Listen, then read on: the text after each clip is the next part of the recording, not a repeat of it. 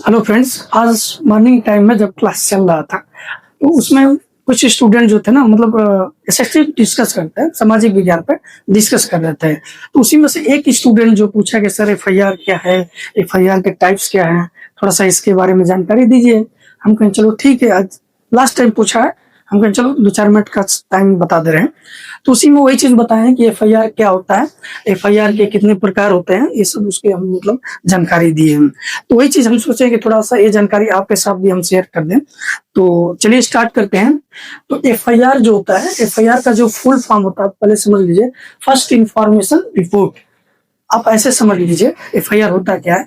जब कोई घटना चाहे आपके साथ हो चाहे मेरे साथ हो, घटना में जैसे बड़ी चोरी हो गया, लूट डकैती, तो ये जो भी एग्जांपल आपको गिवन है, तो इस तरीके का अगर कोई घटना आपके साथ होता है, ठीक है, चाहे मेरे साथ होता है, तो मेरा ड्यूटी बनता है, चाहे आपका भी ड्यूटी बनता है कि तुरंत आपके नजदीकी क्षेत्र में, यानी जिस इलाके में है, हर इलाका में एक पुलिस स्टेशन होता है, थाना होता है, तो उस थाने में जाइए, जाते हैं, ठीक है। उसमें एक पेज पर क्या करते हैं, लिखित जो उस इवेंट के रिस्पेक्ट में, उस घटना के रिस्पेक्ट में पूरा विवरण उसको क्या करते हैं, अच्छे तरीके से लिखते हैं। चाहे किसी से लिखवा देते हैं, चाहे वकील पकड़ के, चाहे जो भी चीज है वहां से लिखवा करके हम थाना में क्या कर देते हैं, थाना को रिपोर्ट कर देते हैं, यानी जमा कर देते हैं। तो जो थानेदार होता है, चाहे थाने वाले होते हैं, तो जब अब फर्स्ट टाइम इवेंट हुआ, उस टाइम आप तुरंत ले जाके थाना में रिपोर्ट कर दिए, और वो जो थाना में जो दर्ज किया मामला, उसी को कहते हैं एफआईआर। यानी एफआईआर होता क्या है, आप यहां से समझिए, पुलिस द्वारा दर्ज की जाने वाली पहली रिपोर्ट जब किसी संज्ञेय अपराध की सूचना मिलती है, यानी जब किसी संगीन अपराध की जब सूचना पुलिस को मिलती है, जब वो दर्ज करती है इस इवेंट को पूरी डिस्क्रिप्टिव तरीके से, तो उसी को हम क्या कहते हैं, एफआईआर। नॉर्मल भाषा में समझिए, यानी जब भी कहीं घटना होती है, तो जब पुलिस उसके बारे में उसको पुलिस को इन्फॉर्म पहुंचता है, उस मामला को दर्ज करती है, तो उसी को हम क्या कहते हैं, एफआईआर करते हैं। तो इसमें एक पॉइंट है, संज्ञेय अपराध। संज्ञेय अपराध का मतलब ये होता है कि संज्ञेय अपराध का मतलब पुलिस तुरंत जांच करती है। संज्ञेय अपराध में जो होता है, पुलिस जो है संज्ञेय अपराध है, ठीक है, इसमें पुलिस जो होती है ना, डायरेक्ट आपको क्या करती है, जरूरत पड़ने पर गिरफ्तार कर लेती है।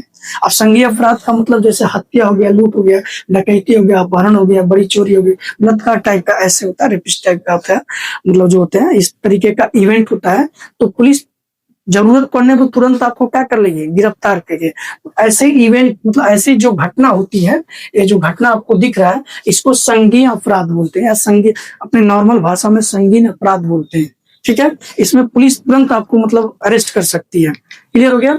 तो ये चीज समझ में आ गया एफआईआर क्या होता है, क्लियर हो गया।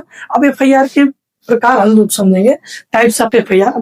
पहले थोड़ा सा 1-2 टाइप था, लेकिन जैसे जैसे मॉडर्नाइजेशन हुआ, चेंजिंग होता गया, आजकल समझ रहे मीडिया का जमाना है, ठीक है, तो अलग अलग तरीके से मॉडिफाई हुआ है। तो एफआईआर के जो प्रकार हैं, फर्स्ट आपका है रेगुलर एफआईआर, एक तरीके से साधारण एफआईआर होता है। नॉर्मल आप जाइए, एक पेज पे लिखिए, जो भी घटना होगा उसको ले जाकर थाना में आप उसको रिपोर्ट करा दीजिए, तो वो क्या होता है, साधारण एफआईआर होता है।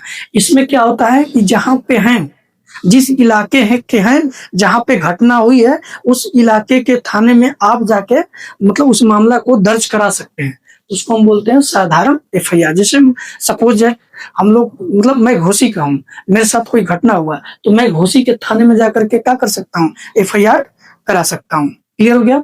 तो उसको बोलते हैं कि एफआईआर करते हैं, ठीक ना, साधारण एफआईआर।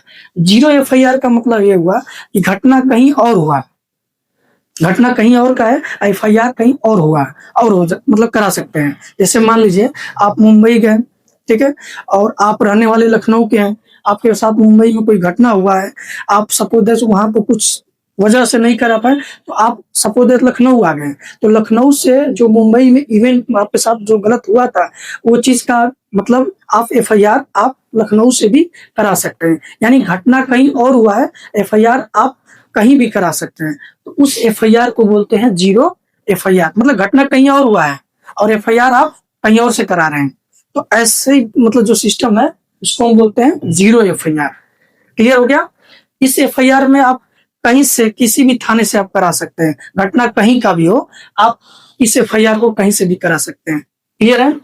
अब एफआईआर का ये हुआ कि जैसे इसमें क्या होता है ना, कि जैसे सपोज दैट अब मेरा घर सपोज दैट लखनऊ में है, अब हमारे मकान जो है, कुछ मकान मुंबई में है, अब मकान से रिलेटेड कोई ऐसा इवेंट हो गया, कोई घटना हो गया, तो हम लखनऊ से रिपोर्ट कर देंगे, एफआईआर करा देंगे, तो जो लखनऊ की पुलिस है वो तुरंत इसकी मामला को मतलब जांच करके वो रिपोर्ट सौंप देगी किसके पास, जो मुंबई की जो पुलिस है उसको मतलब ऐसे भेज देगी, वहां से वो अपना सब कुछ जांच पड़ताल करेंगे। तो कहने का मतलब यही है कि जीरो एफआईआर तो होता है कि मामला कहीं और का होता है, मतलब घटना कहीं भी हुआ हो, आप किसी भी थाने में आप उसका एफआईआर करा सकते हैं, तो उस एफआईआर को बोलते हैं जीरो एफआईआर। एक होता है ई एफआईआर, यानी इलेक्ट्रॉनिक, ई का मतलब होता है इलेक्ट्रॉनिक एफआईआर। आज के डेट में इलेक्ट्रॉनिक मतलब हर स्टेट में क्या होता है, उसी स्टेट में ऐसा भी प्रोविजन है कि आप ऑनलाइन एफआईआर दर्ज करा सकते हैं। ये कुछ ही स्टेट में है, हर मतलब सरकार जो होती है अपने एक पोर्टल होता है, मतलब ऐसे एफआईआर दर्ज करने का, वो ओपनली रहता है, तो आप नॉर्मली ऑनलाइन जाके एफआईआर कर सकते हैं। तो इसको मतलब कि जहाँ पे मतलब कि जिस स्टेट का है उसी स्टेट में आप कर सकते हैं, जिस स्टेट में वैल्यू नहीं है इसका आप उस स्टेट में नहीं मान्य होगा, ठीक है।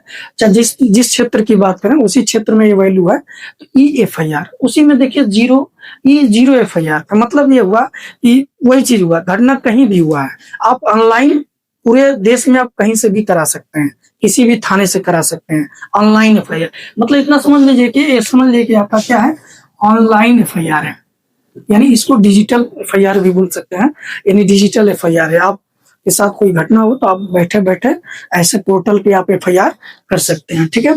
तो इसको जीरो एफआईआर करते हैं, मतलब घटना कहीं और का हुआ है, आप ऑनलाइन कहीं भी आप घर बैठे भी उस चीज का एफआईआर कर सकते हैं, ठीक है।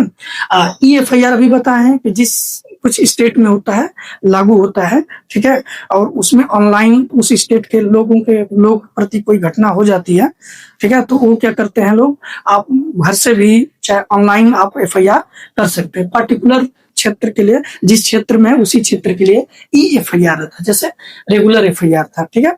उसी तरीके से ई जीरो एफआईआर बताएं कि एफआईआर जो था ऑनलाइन एफआईआर है, ये कहीं से भी हो सकता है, ठीक है, ये पर्टिकुलर किसी क्षेत्र के लिए हो सकता है। अब क्रॉस एफआईआर क्या होता है, जैसे मान लो कोई घटना हुआ, अब दोनों पक्ष, क्रॉस एफआईआर समझिएगा, दोनों पक्ष एक दूसरे को आरोप लगाते हैं, भाई कहा कि नहीं पहले तुम्हारी गलती है, अगला बोला कि नहीं तुम्हारी गलती है, पहले तुम मारे, अगला बोला कि तुम मारे, हम इसलिए मारे कि फला की वजह से मारे, जिस तरीके से भी एक दूसरे के आरोप लगाते हैं, तो उस समय जो पुलिस होती है वो दोनों के प्रति दोनों का मुकदमा दर्ज करती है, तो उसको बोलते हैं क्रॉस एफआईआर बोलते हैं। क्या बोलते हैं? Cross FIR. आपका जो छठवां है एनसीआर, यानी नॉन कॉग्निजेबल रिपोर्ट, इसमें क्या होता है, ये असंज्ञेय मतलब होता है, असंज्ञेय अपराध होता है, मतलब कि जो भी रिपोर्ट मतलब आता है, मतलब ये एक तरीके से समझिए ना कि ये छोटे मोटे मामलों में दर्ज होता है,